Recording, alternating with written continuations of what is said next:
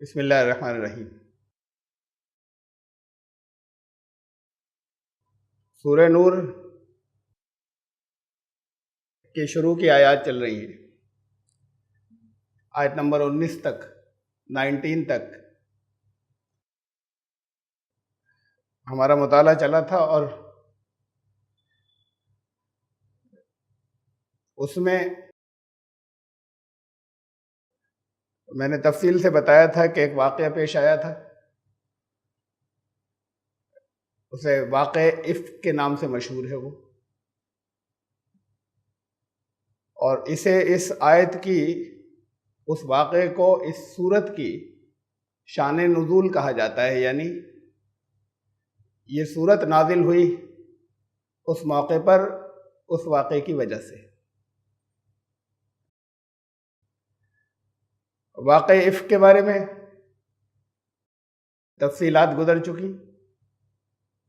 حضرت عائشہ رضی اللہ تعالی عنہا پر ایک الزام لگایا گیا تھا، ایک بہتان، اور ایک کرائسس پیدا ہو گیا تھا مدینے میں۔ پھر وہ افواہ باقاعدہ کافی پھیلنے لگی، اور پھر اللہ کی طرف سے آیات نازل ہوئی، اور اس طرح کی افواہ اڑانے والوں کے لیے سزا بھی مقرر ہوئی۔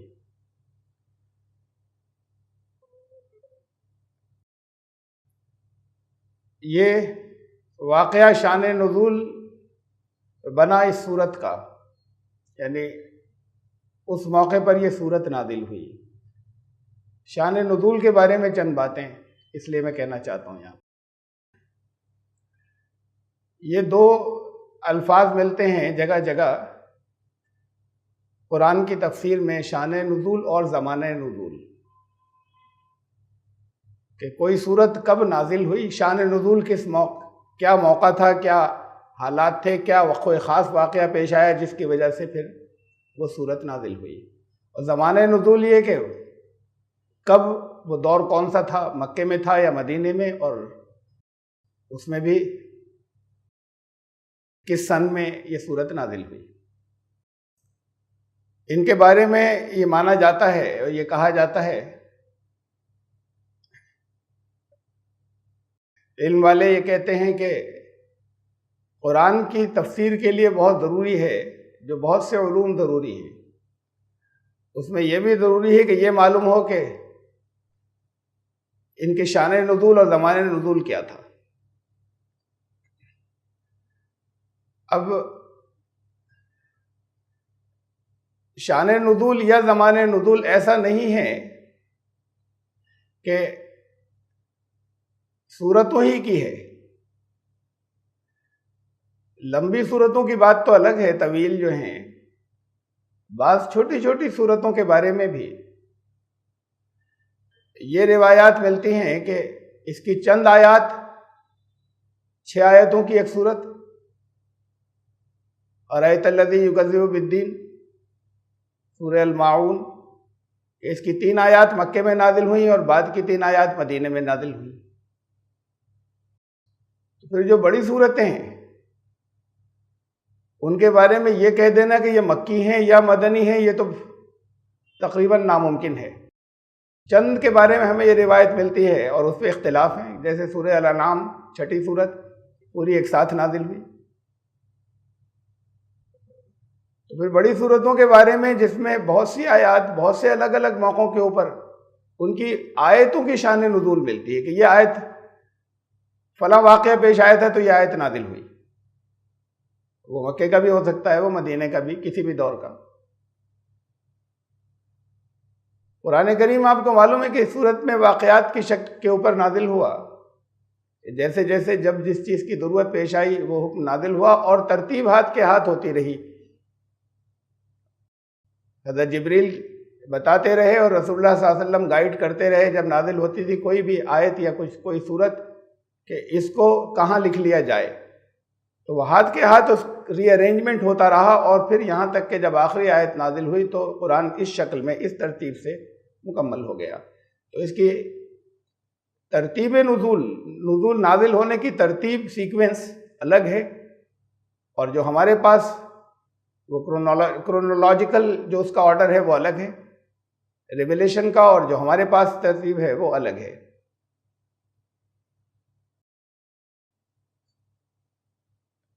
یہ بات کہ سب کی شان نزول معلوم ہو، اب الگ الگ آیات کی بھی سب کی معلوم ہو، تو پورے قرآن کی سورتوں کے بارے میں تو جنرل ہو گیا کہ یہ کس موقع پر نازل ہوئی تھی، حالانکہ ان میں آیات الگ الگ موقعوں پر نازل ہوئی، یہ روایات ہیں۔ پورے قرآن کی آیات کی شان نزول موجود ہی نہیں ہے، محفوظ ہی نہیں ہے۔ اگر پورے قرآن کو دیکھا جائے تو بہت کم کی بیان ہوتی ہے یا معلوم ہے کہ یہ فلاں موقع پر نازل ہوئی، اس میں بھی بہت اختلافات ہیں۔ بعض لوگ کسی صورت کو مکی مانتے ہیں، بعض تحقیق کرنے والے تو بعض اسے مدنی مانتے ہیں۔ ایک ایک صورت اور کبھی کبھی ایک ایک آیت کے اوپر 4 5 شان نزول ہیں۔ الگ الگ صحابہ کہتے ہیں کہ یہ واقعہ ہوا تھا تب نازل ہوئی، دوسرے کہتے ہیں یہ ہوا تھا، تیسرے کہتے ہیں کہ میرے ساتھ ایسا ہوا تھا اس پر یہ آیت نازل ہوئی تھی۔ بہرحال اس کے بارے میں تو مختلف علم والوں نے کہا کہ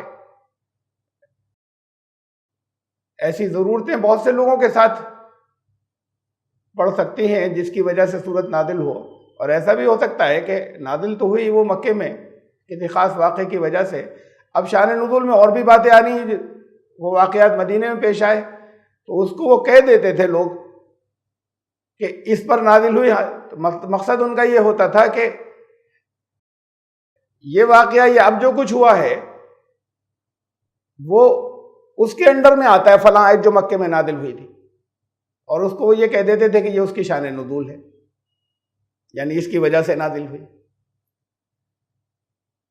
اس کے باوجود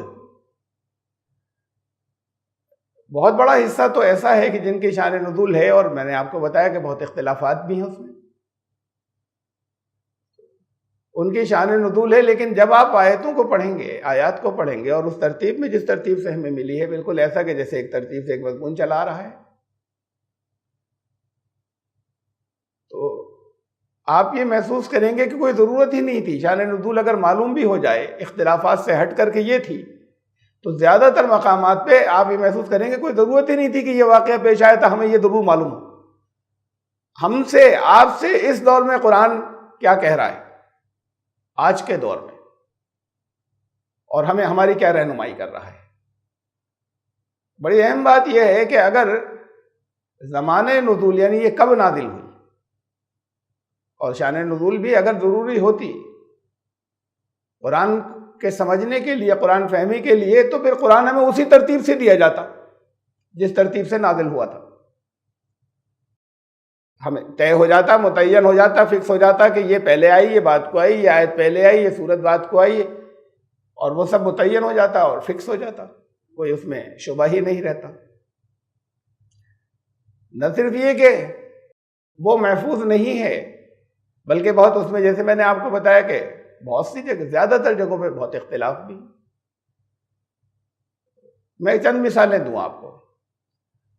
مثلاً چھوٹی سی صورت ہے جو آپ میں سے سبھی کو یاد ہے، سورہ اخلاص۔ کہہ دو کہ وہ اللہ ایک ہے، احد، ایسا ایک کہ اس جیسا کوئی اور نہیں۔ احد کا مطلب یہ ہوا ایک ہے اور یکتا ہے، وہ اللہ الصمد، وہ کسی پر ڈیپینڈ نہیں کرتا، کسی چیز کی ضرورت اس کو کسی سے اور سے نہیں پڑتی حاجت، لیکن ہر ایک کو اس کی ضرورت پڑتی ہے، کوئی ایسا نہیں جس کو اس کی ضرورت نہ پڑے۔ لم یلد ولم یولد، نہ اس نے کسی کو جنا، اس کی ذات سے کوئی پیدا ہوا اور نہ وہ خود کسی اور سے پیدا ہوا۔ ولم یکن لہ کفوا احد، اور کسی معاملے میں اس کی کسی صفت میں کوئی اس کی برابری کرنے والا نہیں ہے کہ یہ مثال دے دی جائے کہ یہ ہے، اس جگہ تک تو یہ برابر آ گئے۔ اس میں آپ کو کسی شان نزول کی ضرورت نہیں ہے، ان ہدایات میں، اس توحید کی تعلیم میں، کہ کب کس موقع پہ کیا ہوا تھا تو یہ نازل ہوئی۔ اس کو اگر کوئی معلوم بھی ہو جائے اور وہ صحیح بھی ہو،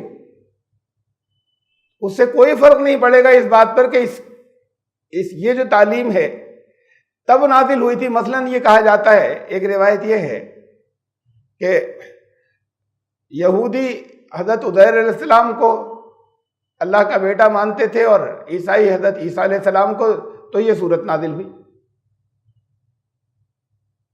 وہ مانتے تھے یا نہیں مانتے تھے، یا کچھ اور لوگ بھی مانتے ہیں، اور دنیا میں کتنے لوگ ہیں جو اس توحید کی تعلیم کی بہت بڑی تعداد ہے، جس میں صرف یہودی اور عیسائی نہیں ہیں جو اس کے خلاف ہیں.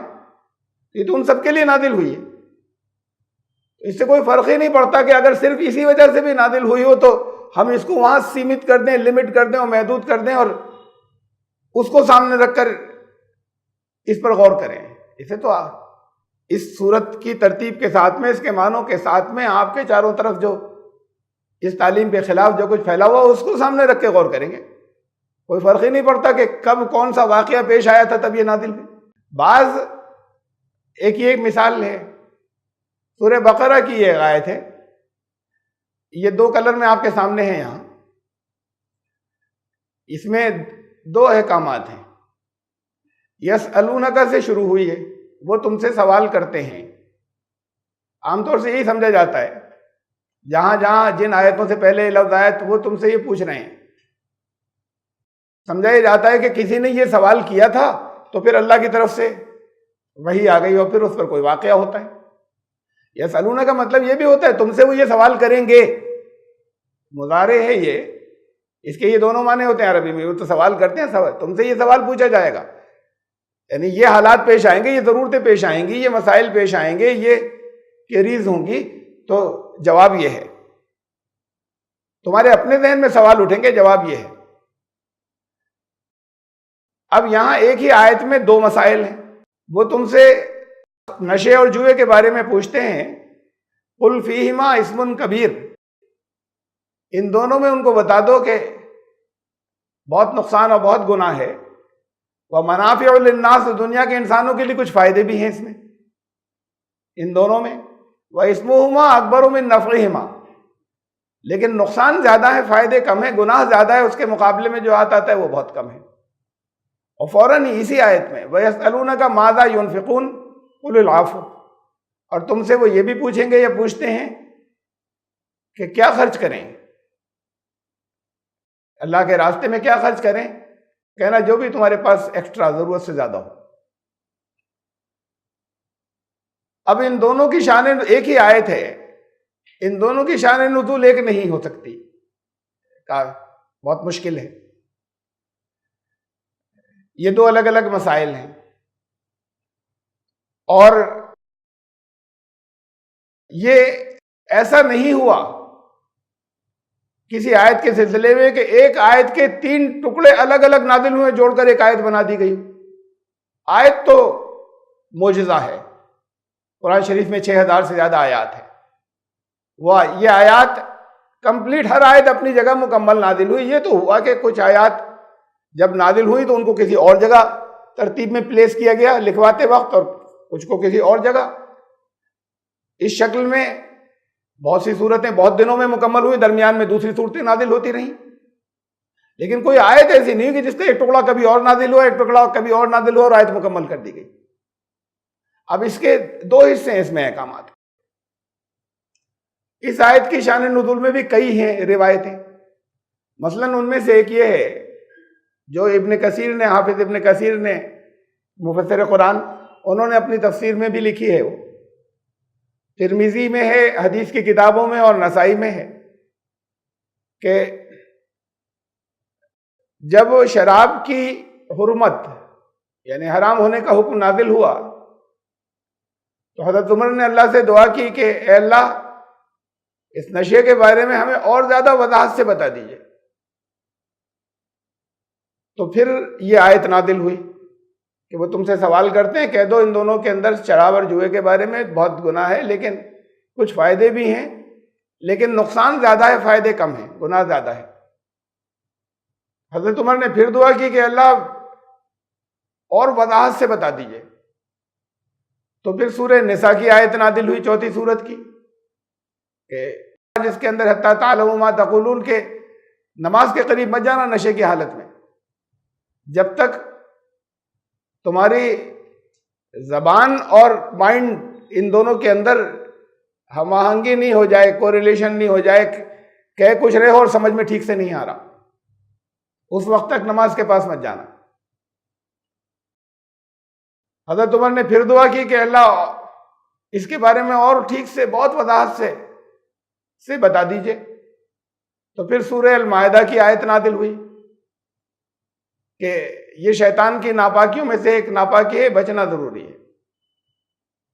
آخر اس کا فَهَلْ أَنْتُمْ مُنْتَهُونَ، اب باز آؤ گے یا نہیں؟ کیا تم باز آتے ہو؟ تو حضرت عمر پکار اٹھے کہ میں باز آیا۔ تو اب یہ واقعہ اپنے آپ میں امام ترمذی نے یہ صحیح ترین 6 کتابیں حدیث کی، اس میں سے ہے صحاح کہلاتی ہیں۔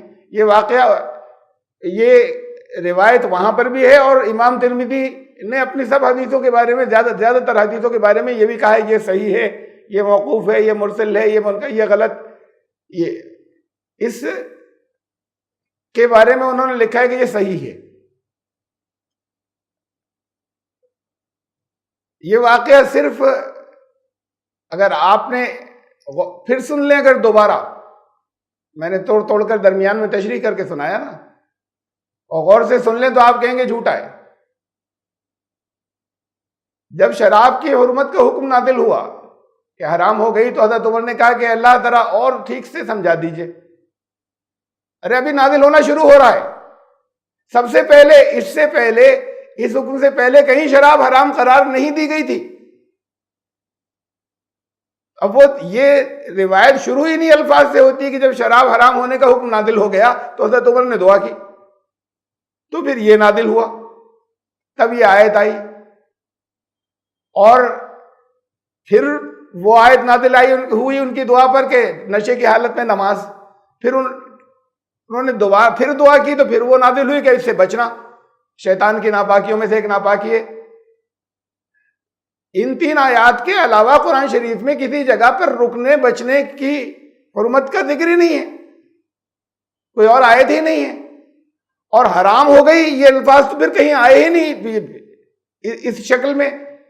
یہ روایت شروع ہی نہیں الفاظ سے ہو رہی کہ جب اس کے حرام ہونے کا حکم آ گیا تو حضرت عمر نے دعا کی، تو پھر یہ آئی۔ صرف ان الفاظ پر غور کر لیں اس روایت کے، تو وہیں پہ کہہ دیا جائے گا کہ یہ تو جھوٹی ہے۔ اب انہوں نے، بہت بڑے امام تھے حدیث کے محدث امام ترمذی، انہوں نے تحقیق کے بعد یہ بھی لکھا کہ یہ صحیح ہے۔ تو یہ سمجھ لیجئے کہ ہمارے محدثین علماء الفاظ پر کم غور کرتے تھے، حکم کیا آیا اس پر کم غور کرتے تھے، اس پر زیادہ کرتے تھے کہ یہ کس نے کس سے سنا، کس نے کس سے سنا، وہ سب ٹھیک بیچ میں ٹھیک ہے یا نہیں ہے، اس کی بنیاد پر فیصلے عام طور سے ہوتے تھے۔ اسناد کہتے ہیں اسے، یہ درمیان کی جو چین آف نیریشنز ہے، یہ چین آف نیریشن جھوٹی بھی گڑھی جا سکتی ہیں، جو جھوٹے گڑھنے والے تھے وہ ساتھ میں یہ چین گڑھ لیں، اب تحقیق کر لیں جتنے نام آ رہے ہیں سارے بیچ میں ریلائبل ہیں۔ یہ بے حد اہم ہے کہ بات کیا کہی جا رہی ہے، وہ اپنے آپ میں بعض باتیں اپنے آپ میں کہتے ہی معلوم ہوتا ہے کہ یہ تو غلط، اس کو کیسے مان لیں؟ چاہے جتنے ہی ثبوت دیں گے، سر انہوں نے ان سے سنا تھا، وہ بڑے سچے تھے، انہوں نے ان سے سنا تھا، ارے بھائی آپ تھوڑی ملے تھے ان سے، اور انہوں نے ان سے سنا تھا، اور انہوں نے رسول اللہ صلی اللہ علیہ وسلم سے سنا تھا، اور یہ سارے لوگ جو ہیں تحقیق ہو گئی یہ بالکل سچے تھے۔ یہ نام درمیان میں کسی گڑھنے والے نے ڈال دیے ہیں ایک گڑھی ہوئی بات کے ساتھ میں۔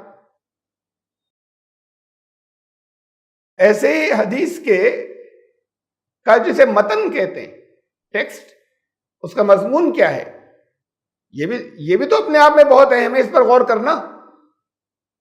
کتنی ہی چیزیں ایسی ہیں کہ جسے، اور بہت سی جسے اگر آپ اپنے ذہن کو غیر جانبدار کر لیں، ایسے نہیں بن جائیں جیسے عام طور سے بندھے چلے آ رہے ہیں کہ نہیں ان حضرات نے تحقیق پوری کر لی تو اب تو یہ سچی ہے۔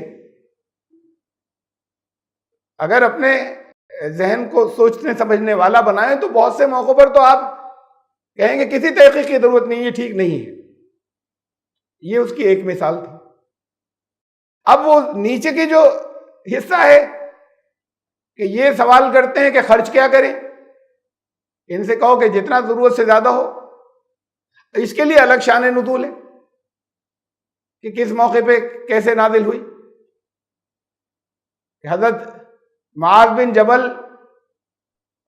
اور ایک اور صحابہ وہ آئے رسول اللہ صلی اللہ علیہ وسلم کے پاس اور کہا کہ یا رسول اللہ، اور شاید حضرت عمر بھی تھے، ہمارے بال بچے بھی ہیں، ہمارے غلام وغیرہ بھی ہیں، کنیزیں غلام بھی ہیں، اب ہم بتائیے کہ اللہ کے راستے میں کتنا خرچ کریں. تو پھر یہ ہدایت آئی کہ جتنا تمہاری ضرورت پوری ہونے کے بعد ایکسٹرا وہ خرچ کرو. ایک ہی آیت کی دو الگ الگ یہ حکم الگ ہے، اس کے بارے میں الگ شان نزول ہے، اوپر کا حکم الگ ہے، اس کی الگ شان نزول ہے، جو جسے میں نے آپ کے سامنے رکھا کہ سنتے ہی اگر ہم غور کریں تو کچھ بھی ہمیں جاننے کی ضرورت نہیں، ہم کہہ دیں گے کہ وہ غلط ہے. اور ایک آیت دو ٹکڑوں میں کبھی نازل نہیں ہوئی. تو پھر یہ تو احکامات ایسے ہیں کہ انہیں سنیں اور اپنی زندگی میں اسے مانیں. اس کے لیے ہمیں یہ جاننا ضروری نہیں ہے کہ کس نے کیا سوال کیا تھا، یہ سوالات تو ہمیشہ کے لیے ہیں، اس کے اوپر یہ احکامات بھی ہمیشہ کے لیے ہیں. یہ جاننے کی کوئی افادیت نہیں ہے، کوئی اس کا ایڈوانٹیج نہیں ہے کہ کیا پیش آیا تھا، کس نے کیا پوچھا تھا جس کے جواب میں یہ آیا. یہ زندگی کے مسائل ہیں، معاشرتی زندگی کے، سماجی زندگی کے، اور ان کے بارے میں اللہ کی طرف سے یہ احکامات ہیں.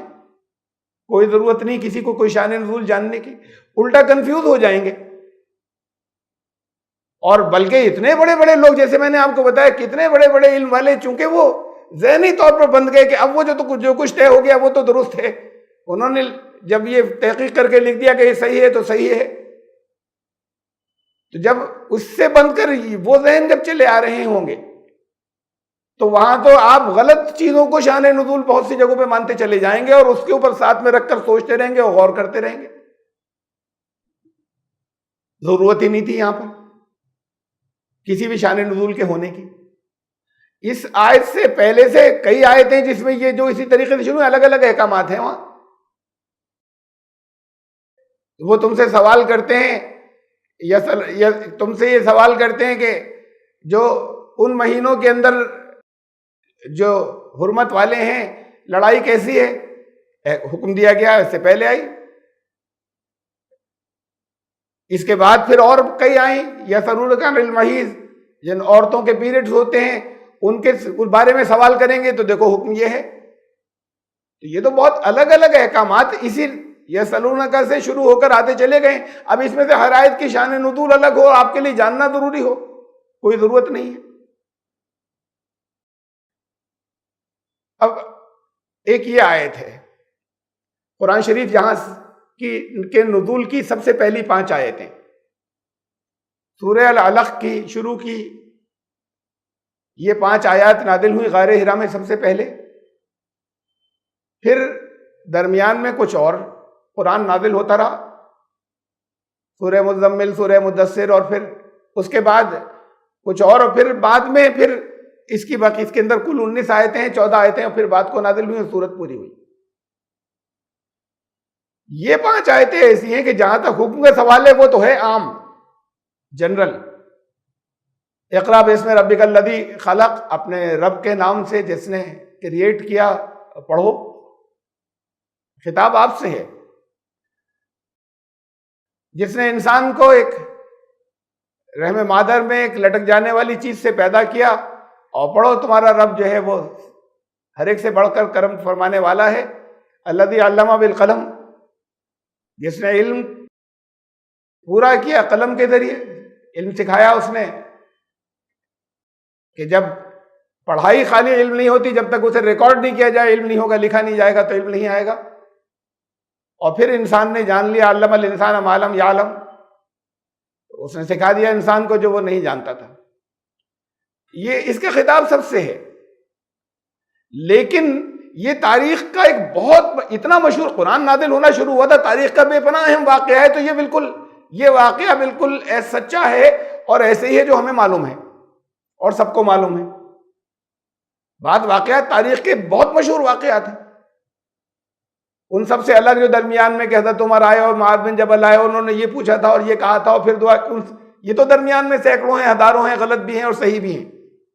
یہ بہت مشہور واقعہ ہے، قرآن کا نزول شروع ہوا تھا غار حرا میں اور تب یہ آیتیں نازل ہوئی تھیں، اور قرآن کا تھوڑا سا بھی علم رکھنے والے سب لوگ جانتے ہیں اسے۔ تو یہاں پر ایک شان نزول جو ہے وہ بالکل فائنل ہے کہ یہ قرآن یہاں سے شروع ہوا تھا۔ یہ ایک الگ بات ہے، اس واقعے کو جان لینے اپنی جگہ پر، یہ ایک الگ بات ہے کہ پھر بھی یہ ان آیات کا خطاب یا ایڈریس جو آپ سے ہے، اس میں کوئی اس واقعے سے کوئی بہت زیادہ مدد نہیں ملتی، کوئی ضرورت بھی نہیں پڑے گی اس کو براہ راست سمجھیں آپ کہ کیا تاکید کی گئی ہے۔ ہاں بہرحال واقعہ اتنا مشہور ہے کہ یہ ایک ہی شان نزول تھی اور یہی تھی، اور سب کو معلوم ہے، کوئی اختلاف نہیں ہو سکتا۔ بعض ایسی بھی ہے، اور مثال میں ایک ہی آیت ہے سورہ انفال کی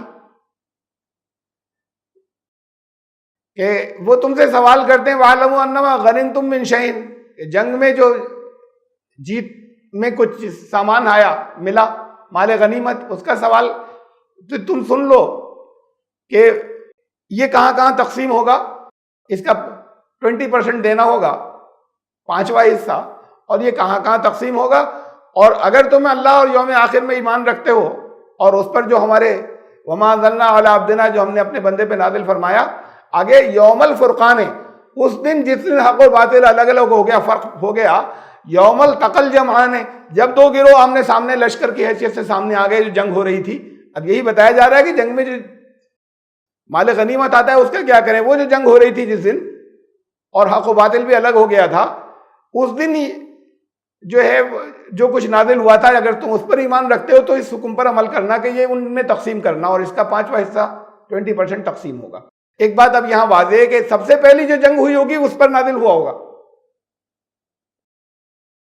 پہلی مرتبہ تو مسئلہ پیش آیا ہے کہ جنگ کے بعد کہ یہ اگر کچھ مال ہاتھ آیا، جنگ جیت لی تو اس کا کیا کریں، تو پھر اس وقت ہی ہوئی سب سے پہلی۔ تو یہ بات بالکل اس کے مضمون سے طے ہے، اب مشہور واقعے کی ضرورت ہی نہیں ہے، انٹرنل ایویڈنس ہے کہ جنگ بدر کے موقع کے اوپر، جنگ بدر کے فوراً بعد یہ نازل ہوئی، جنگ ختم ہوئی، اب ایک حکم آ گیا کہ اس کے سلسلے میں کیا کریں، اس سے پہلے ضرورت نہیں تھی، اور ایسا نہیں کہ کئی جنگیں یا ہو چکی ہیں اور اس کے بعد آیا ہو، تو اس سے پہلے پھر کیا ہوتا۔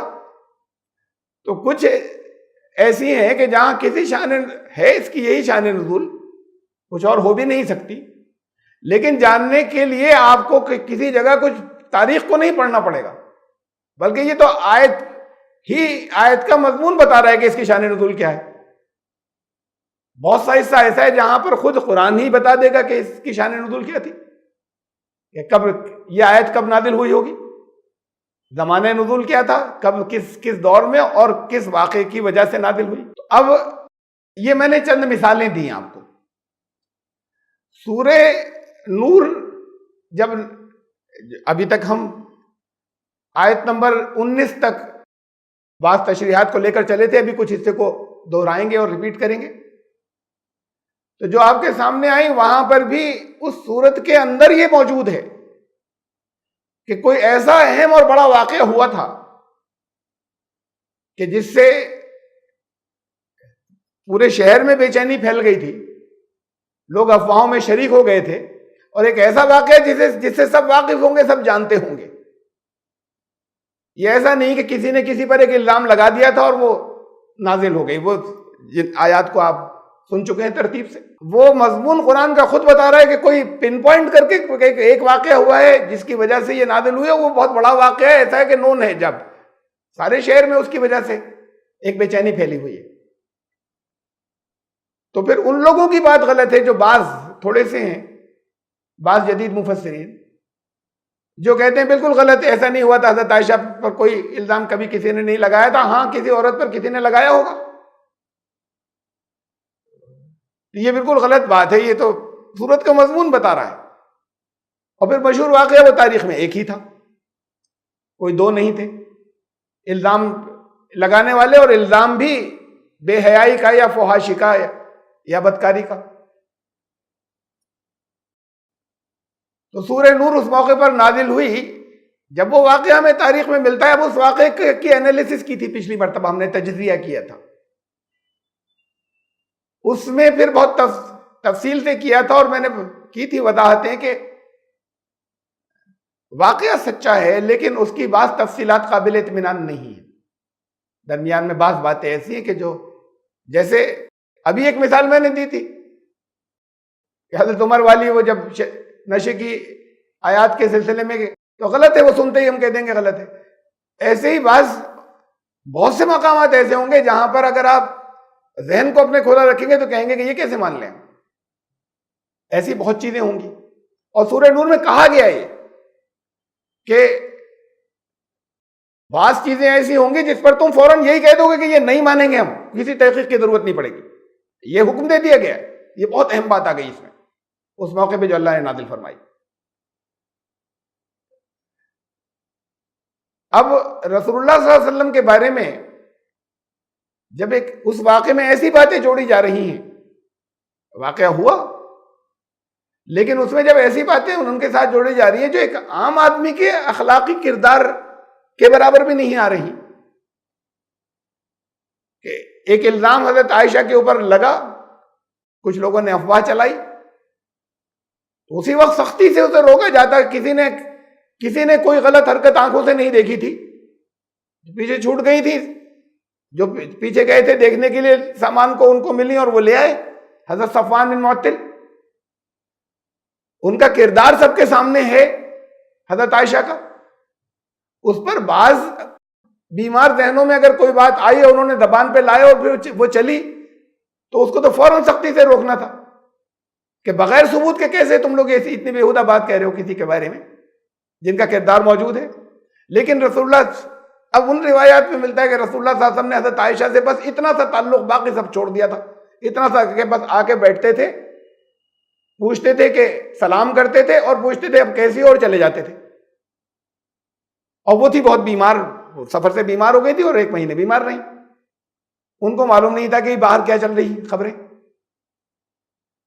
اب جتنا افواہیں بڑھتی جاتی تھی اتنا ذہن بھی ان کا، رسول اللہ صلی اللہ علیہ وسلم کا جو ہے بے چین ہو رہا تھا. پھر آخر میں اس پر مجبور ہوئے کہ مشورے شروع کیے انہوں نے. جو گھر کے قریبی لوگ تھے، خادمہ سے مشورہ کیا، بریرہ سے مشورہ کیا، حضرت اسامہ سے. کس بات کا مشورہ؟ مشورہ یہ کہ میں ان کو نکاح میں رکھوں یا چھوڑ دوں. یہ موقع تو ساتھ دینے کا ہوتا ہے بھائی. یہ سوچنے یہ ہوتا ہے کہ ان کو چھوڑ دیا جائے اس لیے کہ لوگ طرح طرح کی باتیں کر رہے ہیں.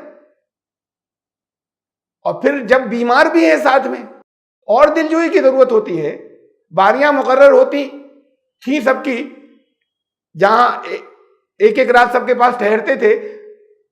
اس موقع میں تو خاص طور سے دوسروں سے کہہ کر مستقل ٹھہرتے ساتھ میں کافی عرصے، نہیں صرف تھوڑی سی دیر کے لیے آتے تھے. یہ بھی ان الفاظ سے محسوس ہوتا ہے کہ یہ بھی ختم ہو گیا تھا.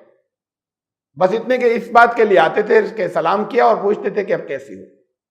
وہ جو بھی جواب دیتی تھی چلے جاتے تھے. حضرت عائشہ خود کہتی ہے کہ اس سے پہلے چونکہ اس افواہوں کی انہیں خبر نہیں تھی، بیمار تھی، گھر کے اندر تھی، کہ طرز عمل جو ان کا میرے ساتھ محبت کا تھا پہلے، وہ بیماری کے دنوں میں نہیں تھا. تفصیل گزر چکی اس کی، بہت زیادہ دہرانے سے سب ریپیٹیشن ہوگا. اس میں بہت سا حصہ ایسا ہے، اور وہ رسول اللہ صلی اللہ علیہ وسلم سے متعلق ہے، اور کچھ حضرت علی سے متعلق، کہ جو اوسط درجے کے اخلاقی معیار پر بھی پورا نہیں اتر رہا. تو ہمیں اس پر کہہ دینا، اس پر بھی کہنا چاہیے کہ نہیں، یہ کیسے مانے. اور پھر ایسا ہی تھوڑی کہ ابھی انتظار کر رہے تھے کہ اللہ کی طرف سے یہ آ جائے بات کہ حضرت عائشہ پاک ہیں. اس کا انتظار ہو رہا تھا جس میں 1 مہینہ لگا. اللہ کی طرف سے اور تو احکامات آ چکے تھے بہت سے. دیکھیے سورہ بنی اسرائیل، یہی جو نزول کی ترتیب ہمارے پاس ہمارے اہل علم کی دی ہوئی ہے، اس میں یہ سورہ بنی اسرائیل سورہ نمبر 17 اس سورہ نور سے پہلے نازل ہوئی ہے، سورہ نمبر 24 سے. یعنی یہ حکم آ چکا تھا، وَلَا تَقْفُ مَا لَيْسَ لَكَ بِهِ عِلْم. تم اس چیز کے پیچھے مت پڑنا جس کا صحیح علم نہیں ہے، صحیح جانکاری نہیں ہے. اِنَّ السَّمْعَ وَالْبَصَرَ وَالْفُؤَادَ كُلُّ أُولَٰئِكَ كَانَ عَنْهُ مسؤولا. تمہاری سماعت و سننے کی سماعتوں کا، سننے کی شکتی کا، طاقت کا، دیکھنے کی صلاحیت کا اور تمہاری غور و فکر کرنے اور سمجھنے اور سوچنے کا، ان کا سب کا تمہیں حساب دینا ہوگا، سوال کیا جائے گا تم سے. تو ایسی چیزوں کے پیچھے پڑو مت جن کا صحیح علم نہیں کہ اس کے پیچھے پڑے ہوئے. یہ حکم تو آ چکا تھا، یہ حکم آ چکا تھا. یہ سورہ احزاب میں ہے. سورہ احزاب کی بھی ترتیب نزول میں مانا ہی جاتا ہے کہ پہلے نازل ہوئی تھی اور سورہ نور بعد کو نازل ہوئی تھی. 33ویں سورت کی یہ پہلے نازل ہوئی تھی. پردے کا، حجاب کا جس میں حکم آیا امہات المومنین کو. اس واقعی میں جو روایات ہیں اس میں تذکرہ ہے کہ حضرت عائشہ نے واقعہ بیان کیا کہ یہ اس وقت پیش آیا کہ پردے کا حکم آ چکا تھا. آنے سے پہلے انہوں نے صفوان نے مجھے دیکھا تھا، اب آ چکا تھا.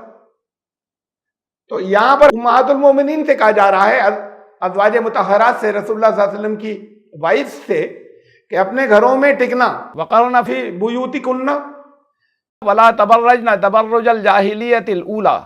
دور جاہلیہ کے اندر جس طرح سے بناؤ سنگار ہوتے تھے تم وہ سب دکھاتی مت پھرنا. صلاۃ قائم کرنا، زکوٰۃ کا نظام قائم کرنا، واطعنا اللہ ورسولہ، اللہ کی اطاعت کرنا، اس کے رسول کی. آیت چل رہی ہے ابھی. انما یرید اللہ لیذھب عنکم الرجس اہل البیت ویطہرکم تطہیرا. اور اللہ تو یہ چاہتا ہے، اللہ کا ارادہ تو یہ ہے کہ اہل بیت تم سے تمام گندگی کو دور کر کے تمہیں بالکل پاک صاف کر دے. یہ نازل ہو چکا تھا. حضرت عائشہ کی زندگی اس کے اوپر پوری اترتی تھی اس وقت تک. اب یہ واقعہ پیش آ گیا ایک جس کا کوئی الزام کا کوئی ثبوت نہیں اور افواہیں چل رہی ہیں. دیکھنا تو اسی وقت تک کا ہے ابھی. تو حضرت عائشہ کی زندگی پوری نہیں اتر رہی ہوتی تو اس کے اوپر درمیان میں جگہ جگہ ان کے اوپر ریپریمانڈز ہوتے، ان کو تنبیہ کی جاتی کچھ بات. اب یہ آیت نازل ہو چکی ہے، صحابہ اس آیت کو جانتے ہیں، یہ کردار جانتے ہیں کہ وہ نماز قائم کرنے والی ہیں، وہ زکوٰۃ دینے والی ہیں، وہ اللہ اور رسول کی اطاعت کرنے والی ہیں، وہ گھر میں ٹک کر رہنے والی ہیں، وہ اپنا بناؤ سنگار دکھاتی نہیں پھرتی. یہ سب چیزیں یہ تو نازل ہو چکا تھا. اس کے مطابق ان کی زندگی پاکیزہ ہے. اب صرف اس بات پہ کہ کسی نے ایک افواہ اڑا دی بغیر کسی ثبوت کے، تو ان کے ساتھ کیوں طرز عمل بدلے گا؟ یہاں سے ٹیسٹ ہوگا نا جو کچھ آ چکا ہے. اس میں واقعہ سچا ہے، ہوا ایسا ہوا ہوگا. لیکن ایک مہینے نہیں، یہ ساری پھر بات کو اس کے اندر یقیناً باتیں غلط شامل ہوئی ہیں، نمک مرچ لگایا گیا ہے، افواہیں چلی اور اللہ کی طرف سے چند دن کے اندر پھر حکم آ گیا ہوگا کہ یہ افواہوں کو روکو، اور یہ لوگوں کو تو اس کو ویسے ہی منع کر دینا چاہیے تھا. اور نہ رسول اللہ صلی اللہ علیہ وسلم کا عمل جو ہے وہ ایسا ہو سکتا ہے کہ ان کی اور خبر گیری چھوڑ دیں اور یہ سوچنے لگے کہ میں کیا کروں، ان کو الگ کر دوں نہیں کر دوں. ان کے بارے میں تو لوگ یہ کہہ رہے ہیں.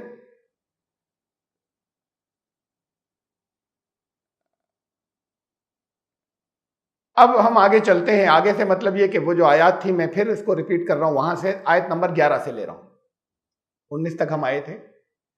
اس واقعے کی تفصیلات میں نے بیان کی تھی، واقعہ کی. اب اس میں کچھ اور باتیں جو براہ راست آپ کے سمجھنے کی، ابھی تو آیات کے تقریباً ترجمے پہ سے گزر گئے تھے، لیکن اب اس میں براہ راست اس کی روشنی میں اسے پھر سے آپ ان آیات کا ترجمہ دیکھیں اس واقعے کی روشنی میں بھی، کیونکہ یہاں شان نزول میں ہمیں واقعہ معلوم ہے، لیکن اس میں براہ راست شان نزول سے کاٹ کر بھی سوچئے آپ سے کیا کہا جا رہا ہے، آپ کے لیے کیا ہدایات ہیں. وہ واقعہ تو پیش آیا تھا. ان الذین جاؤوا بالافک عصبۃ منکم. اب ہٹائیے ذہن سے اس واقعے کو، گزر وہ اپنی جگہ پر کہ اس کی وجہ سے حکم آیا تھا. مشہور واقعہ ہے تو ایسے ہی تھا کہ شان نزول تھا وہ واقعہ. یہ ہدایت براہ راست ہر قرآن پر غور کرنے والے کے لیے ہے. ان الذین جاؤوا بالافک عصبۃ منکم. وہ لوگ جو افواہیں اڑاتے ہیں، اور افواہیں بھی ایسی کہ جس کے اندر کیریکٹر اسیسینیشن ہوتا ہے، کسی کو بے پناہ بدنام کر دیا، اس طرح کے الزام اور تہمت اور وہ سارے میں پھیلائی. تمہارے اندر ایسے جتنے بھی لوگ ہوں گے وہ تمہارے اپنے اندر سے نکلیں گے، وہ غیر نہیں ہوں گے، وہ تمہیں میں کا ایک ٹولہ تھا. لا تحسبوا شرا لکم. اسے اپنے لیے شر خیال مت کرنا. ایسے تمام واقعات ثابت قدم رہیں، اپنا کردار ٹھیک رکھیں، کیریکٹر اپنا خود بتا دیتا ہے، سب چیزیں بات کو کلیئر ہو جاتی ہیں اس وقت جو کچھ بھی ہوا، اور آگے اس سے زیادہ اور اچھی ساکھ قائم ہوتی ہے، اس کے اندر اس شر میں بھی کچھ خیر ہوگا، بل ہوا خیر لکم لکل امرئ منہم ما اکتسب من الاثم۔ اب ہم انہیں ان آیات کو شان نزول سے الگ کر کے پڑھ رہے ہیں، اس سے پہلے اس شان نزول کے ساتھ پڑھا تھا پچھلی مرتبہ، اور ان میں سے ہر جس نے یہ ایسی افواہیں پھیلائیں جس سے کیریکٹر اسیسینیشن بہت سخت چیز ہے، وہ بھی اس کا بدکاری کا، زنا کا، یہ افواہیں پھیلانا، اگر جس طرح کے یا اور بھی کسی طرح کے، یہ ضروری نہیں ہے کہ وہی ہو۔ افک کا مطلب یہ جو تھا جاؤ بالافک، جھوٹا بہتان، جھوٹا الزام لگانا، اس کے معنی یہ بھی ہے الٹا کر دینا کسی چیز کو۔ قرآن شریف میں جگہ جگہ یہ لفظ استعمال ہوا ہے کہ تم سب کچھ دیکھ رہے ہو یہاں پر کہ ساری کائنات اللہ کے تحت چل رہی ہے، فَأَنَّا يُؤْفَكُونَ، اب پھر کدھر الٹے پھیرے جاتے ہیں، اس میں بھی لفظ افک آیا، الٹ دینا بات کو، جھوٹ پھیلانا بھی بات کو الٹ دینا ہوتا ہے، تو اس لیے افک کہا گیا وہاں پر۔ تو اس طرح کی کوئی افواہیں اڑائے، اور خاص طور سے ایسی تو بہت سیریس بات ہے، پورے اس کے اندر سوسائٹی کے اندر ادھل پھدل، اپنے کام سے کام رکھیں۔ اس میں جو کوئی جتنا حصہ لے گا، لِكُلِّ امْرِئٍ مِّنْهُمْ مَا اكْتَسَبَ مِنَ الْإِثْمِ، جو جتنا گناہ، جتنا حصہ لے گا اس طرح کی افواہوں کو اور آگے چلانے میں، اس کو اتنا ہی گناہ ہوگا۔ وَالَّذِي تَوَلَّىٰ كِبْرَهُ مِنْهُمْ لَهُ عَذَابٌ عَظِيمٌ، اور جو سب سے بڑھ چڑھ کر حصہ لے گا، جس کا مین اس کے اندر سینٹرل کیریکٹر ہوگا، اس کے لیے سب سے زیادہ سخت عذاب ہوگا۔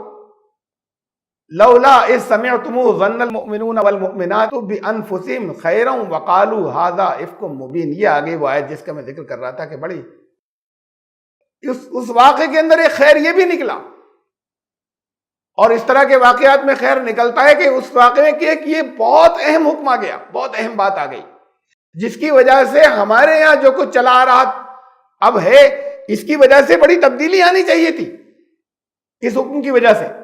یہ ساری چیزیں ہمارے یہاں بعض جو ہیں جیسی وہ ویسی نہیں ہوتی اگر اس کے اوپر غور کرتے تو۔ ایسا کیوں نہیں ہوا کہ جب تم نے اس بات کو سنا تو ظن المؤمنون والمؤمنات بانفسهم خیرا، ایمان لانے والوں نے اور ایمان لانے والیوں نے اپنے ہی درمیان کے لوگوں کو جنہیں وہ جانتے ہیں کہ یہ کیسے ان کے بارے میں ہو جائے گا، اچھا گمان کیوں نہیں رکھا؟ ایسا کیوں نہیں ہوا؟ ایسا کیوں ہوا کہ افواہ جو ہے وہ آگے کچھ بڑھ گئی، وہ بیٹھے باتیں کر رہے ہیں اور 4-5 لوگ اس کا ذکر کر رہے ہیں۔ وقالوا هذا افک مبین، کہہ یہ دینا چاہیے تھا کہ جھوٹ سراسر، ہم نہیں مانتے۔ یہ تو ویسے قرآن کہہ رہا ہے کسی تحقیق کی ضرورت نہیں تھی۔ لیگل بات تو یہ ہے نا کہ کوئی چارج آیا اور کوئی سیریس چارج ہے، بہت سیریس، تو کچھ معلومات کی جائے، کچھ انکوائری کی جائے۔ یہ ہوتا ہے کہ بھئی انکوائری کر لو بہت اچھے طریقے سے۔ اس جگہ قرآن یہ کہہ رہا ہے کہ ایسی کتنی ہی باتیں ہوتی ہیں جہاں کسی انکوائری کی ضرورت نہیں، کہہ دو جھوٹ، نہیں مانیں گے ہم، بغیر انکوائری کے کہہ دو۔ یہ تو اور ایسی چیز ہے کہ جو ناقابل یقین ہے، اس کو جتنا اس کے اندر پڑھ رہے ہو اور کنفیوز ہو گئے، اور ایسا ہوگا کہ وہ غلط چیزیں پڑھاتے چلے جاؤ گے آگے۔ ایسے کون سی چیزیں ہوں گی اور کتنی ہوں گی؟ ایک واقعہ وہ پیش آیا تھا اور یہ آپ کے لیے جنرل ہدایت ہے۔ ایسی اور کیا چیزیں ہوں گی اور کتنی ہوں گی، کیسی کیسی ہوں گی کہ جن کو آپ سنتے ہی کہتے ہیں غلط، ہم نہیں مانتے۔ اگر یہ اس پر اس حیثیت سے بھی غور کیا ہوتا، صرف شان نزول کے ساتھ ایک واقعہ کہ تب اللہ نے یہ آیت نازل فرمائی، بالکل ایسے ہی ہوا تھا، تب یہ آیت نازل فرمائی، اس کے چند روز کے بعد جب وہ افواہیں اڑنی شروع ہوئی، اور یہ بھی حکم دے دیا کہ اس طرح کی باتوں کو تو سنتے ہی جھوٹا کہہ دینا چاہیے تھا، تم اس کے پیچھے کیوں پڑتے ہو؟ ایسی کون سی اور ایک ہمارے سامنے آ گئی نا کہ ام المومنین کا کیریکٹر تھا، اس کے بارے میں کوئی کہہ رہا ہے بالکل کسی نے کوئی غلط حرکت نہ اس موقع پہ دیکھی، نہ پہلے تھی، نہ ہو سکتی تھی کبھی۔ قرآن نازل ہو چکا کہ اللہ تو یہ چاہتا ہے کہ یہ سب بالکل پاک صاف ہوں اہل بیت، تو پھر تم نے اسے فوراً جھوٹ کیوں نہیں کہا؟ اس درجے کی چیزیں ایک ہمارے سامنے آگے، ہر بات کو نہیں، اس درجے کی کوئی بات اگر آئے گی جہاں ایک پچھلا کیریکٹر پیچھے سے چلا آ رہا ہے، ایک بیک گراؤنڈ چلی آ رہی ہے، اسے سنتے ہی پھر اس کے بارے میں نہیں سنا جائے گا کہ ہم نہیں مان سکتے ان کے بارے میں یہ بات۔ اس طرح کی اور کتنی چیزیں، میں چند چیزوں کی طرف آپ کو توجہ دلاتا ہوں کہ انہیں سنتے ہی ہم جھوٹ کیوں نہیں کہہ دیتے؟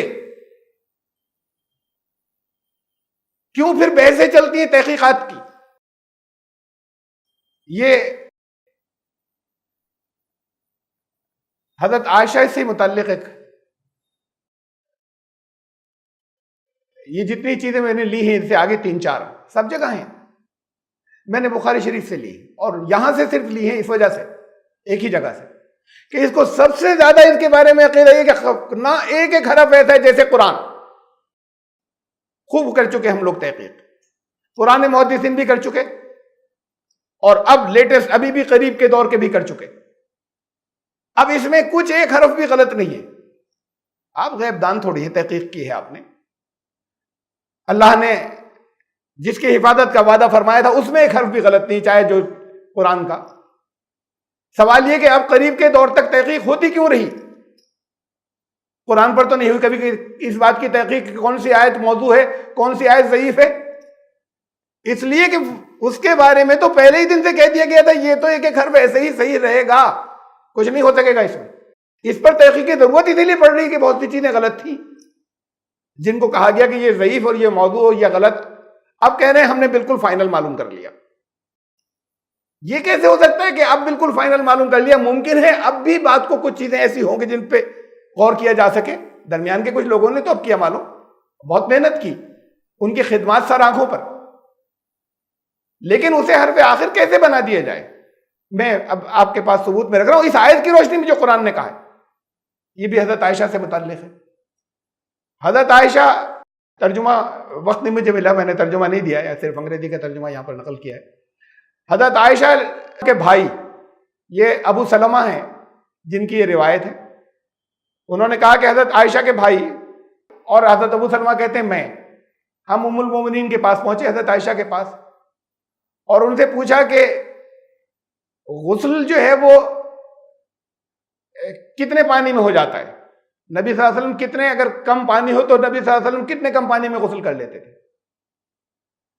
تو حضرت عائشہ نے پانی منگوایا، ایک سا جو کچھ پیمانہ ہوتا تھوڑا سا پانی ایک برتن میں منگوایا، ایک برتن، فاغتسلت، پھر وہاں غسل کیا، فافاضت علی راسیہ، اپنے سر پہ سے پانی بہایا، وبیننا وبینہا حجاب، اور ہمارے ان کے درمیان، راوی کہہ رہے ہیں ابو سلمہ، ہمارے ان کے درمیان ایک پردہ پڑا تھا، ایک پردہ لٹکا لیا تھا انہوں نے، اس کے پیچھے وہ نہائی اور سر پہ سے پانی ڈالا۔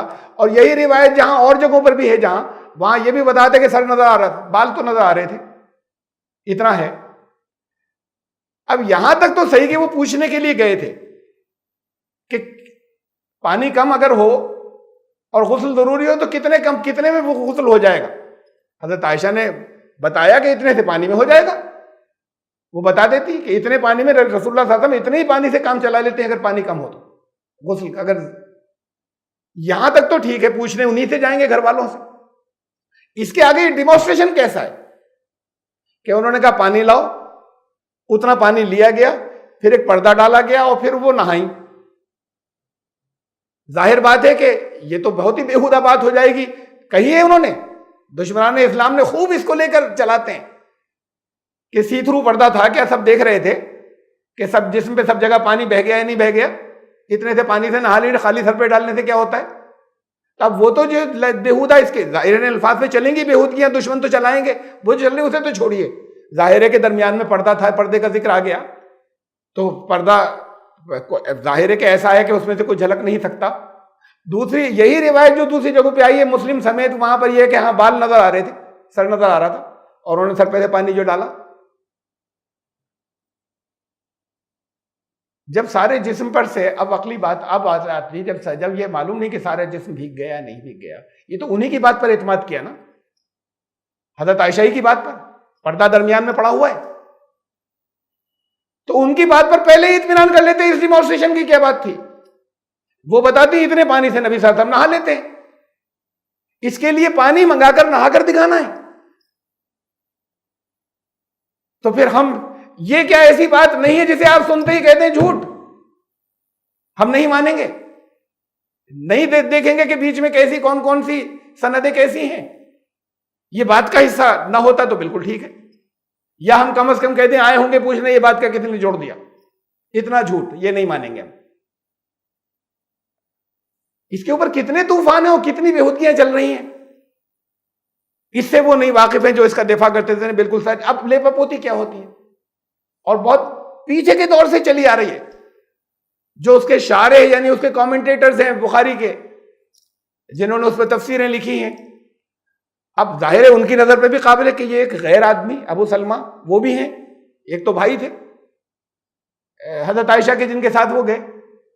اب یہ جو غیر آدمی یہ کیسے ہو گیا کہ تب انہوں نے تحقیق کرنے کے بعد کہیں سے وہ نکال رہا ہے. نہیں, وہ بھی محرم تھے. ابو سلمہ بھی حضرت عائشہ کے محرم تھے, کوئی نامحرم نہیں گئے تھے. محرم بھی تھے تو ڈیمانسٹریشن کا کوئی مطلب نہیں ہے بھائی کے سامنے بھی. لیکن ابھی بات تو یہ دیکھ لیے کہ محرم بھی تھے یا نہیں تھے,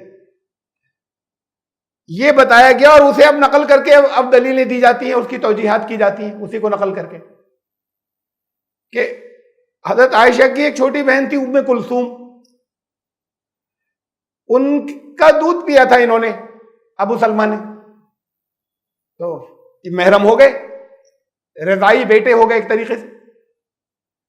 کسی بھی عورت کا اگر اپنی ماں نہیں ہے تو ان کا جن کا دودھ پیا ہے رضائی بیٹا, وہ بیٹے کے حکم میں ہوتا ہے محرم کے اعتبار سے.